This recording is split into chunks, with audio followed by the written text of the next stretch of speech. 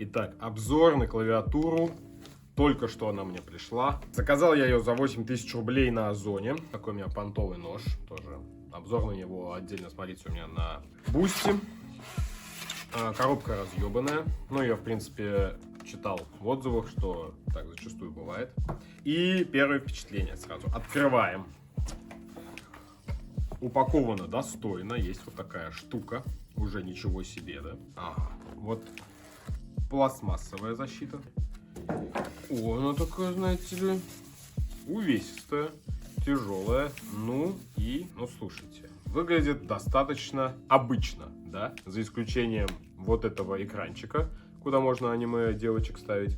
И регулировка громкости, как я понимаю. Сзади. Кстати, много в обзорах видел, что сзади она выглядит очень круто. Ну, в принципе, выглядит прикольно, но вопрос зачем? Такой крутой задний контраст по сравнению с передним. С учетом того, что никто никогда сюда не смотрит. За счет алюминиевой вот этой металлической вставки сзади, наверное, из-за этого она такая увесистая. Ну, формат подключения здесь проводной, через коннектор, можно через Bluetooth подключать ее как угодно. Есть разные уровни наклона, да, высоты. Что по звуку, да, давайте поближе покажу. Сразу тоже первый раз послушаю. Никогда не было механики у меня, поэтому интересно, как она звучит.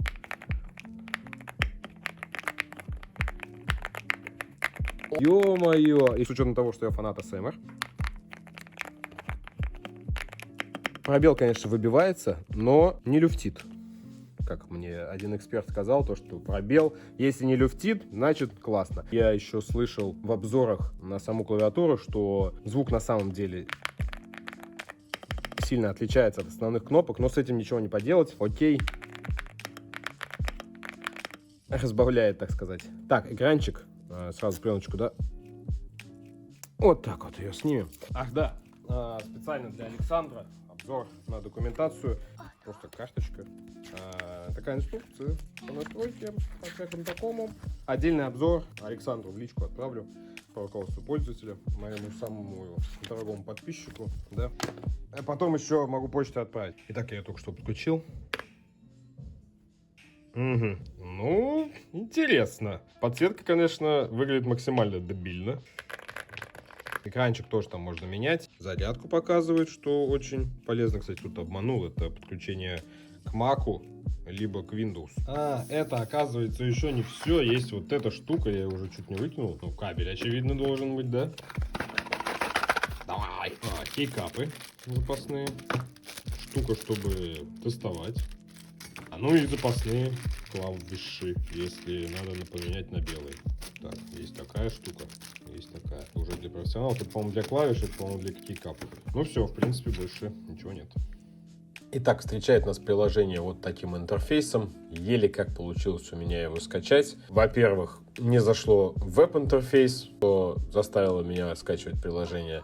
Во-вторых, в приложении я так и не смог залогиниться. Но, тем не менее, настраивается здесь все в полной мере. Здесь мы можем как настроить цветовые схемы клавиатуры, так и анимации всевозможные скачать. Конечно же, разнообразное аниме преобладает. Что тут еще есть? Можно самостоятельно настраивать, рисовать что-то, сохранять. Естественно, каждая клавиша программируется.